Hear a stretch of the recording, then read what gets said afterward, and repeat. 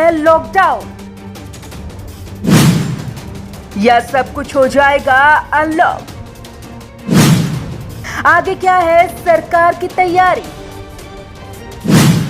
क्या भारत कोरोना से जंग जीत लेगा?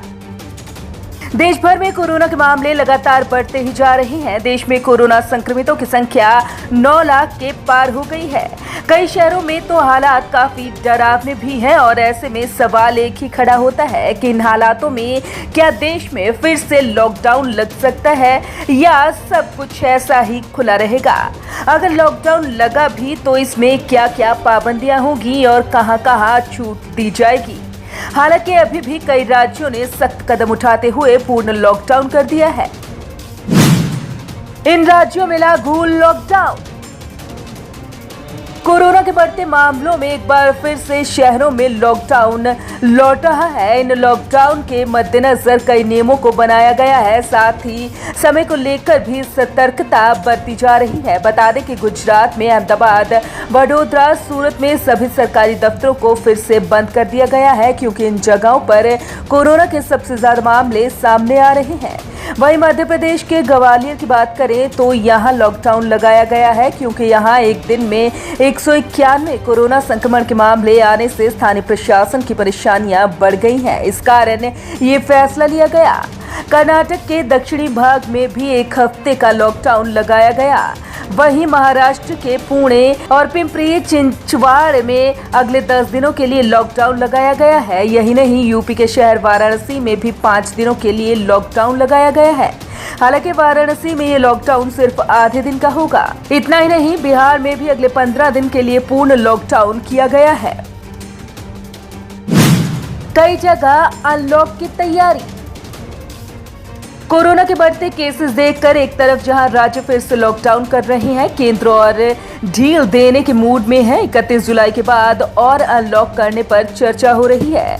केंद्र सरकार अनलॉकिंग के लिए स्टैंडर्ड्स ऑपरेटिंग प्रोसीजर भी तैयार कर रही है, मगर ये फैसला राज्यों पर छोड़ा जाएगा कि वो डे टू डे एक्टिविटीज पर कितनी रोक लगाती है। केंद्र सरकार 31 जुलाई के बाद कई छूट देने के लिए तैयार है। मसलन इंटरनेशनल फ्लाइट्स, जिम और सिनेमा हॉल को फिर से शुरू करने की परमिशन मिल सकती है। ये सब 25 मार्च को लॉकडाउन के बाद से ही बंद चल रहे हैं। आइए जानते हैं अनलॉक के अगले चरण में क्या क्या राहत मिल सकती है। सरकार इंटरनेशनल फ्लाइट्स शुरू करने पर विचार कर रही है। जिन पैसेंजर्स के टेस्ट रिपोर्ट नेगेटिव होगी उन्हें बोर्ड करने की इजाजत दी जाएगी। एयरपोर्ट पर ऑन अराइवल टेस्टिंग की सुविधा भी होगी। पहले 15 जुलाई से इंटरनेशनल फ्लाइट्स बहाल करने की तैयारी थी, मगर सरकार ने अब और डेटा कलेक्ट करने और 31 जुलाई के बाद की सूरत के लिए प्रोटोकॉल बनाने का फैसला किया। क्या सफल होगा लॉकडाउन? ये जरूर कहा जा सकता है कि लॉकडाउन के नतीजे दिखने में थोड़ा समय लगेगा और अगर लॉकडाउन लागू नहीं होता तो यह संक्रमण की रफ्तार तेज होगी। लेकिन स्थानीय स्तर पर लगाई गई ये पाबंदियां देश भर में लागू किए गए पहले और दूसरे चरण के लॉकडाउन के बराबर सफल नहीं हो सकती। इसने न सिर्फ कोरोना वायरस संक्रमण की रफ्तार धीमी की थी, बल्कि महामारी के चरम को भी आगे खिसका दिया था।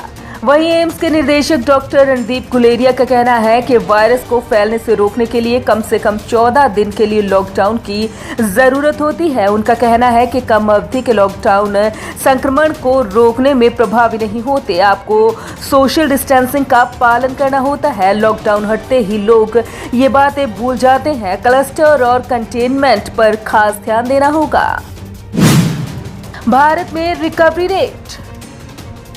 केंद्रीय स्वास्थ्य मंत्री हर्षवर्धन का कहना है कि व्यापक जांच, निगरानी और क्लिनिकल मैनेजमेंट से कोविड-19 के मामलों की जल्द पहचान की वजह से भारत में 2.66% की कम मृत्यु दर है। उन्होंने कहा है कि संक्रमित लोगों के ठीक होने की दर से हमारी सफलता आंकी जा सकती है, जो इस समय करीब 63% है। उनके हवाले से एक बयान में कहा गया है कि इससे भारत सबसे कम मृत्यु दर वाले देशों में शुमार है, जहां संक्रमण से मौत की दर 2.66% है। लोगों के स्वस्थ होने की दर में हमारी सफलता देखी जा सकती है, जो तकरीबन 63% है। 5.3 लाख से अधिक रोगी अब ठीक हो चुके हैं। Bureau report, Punjab Kesari group.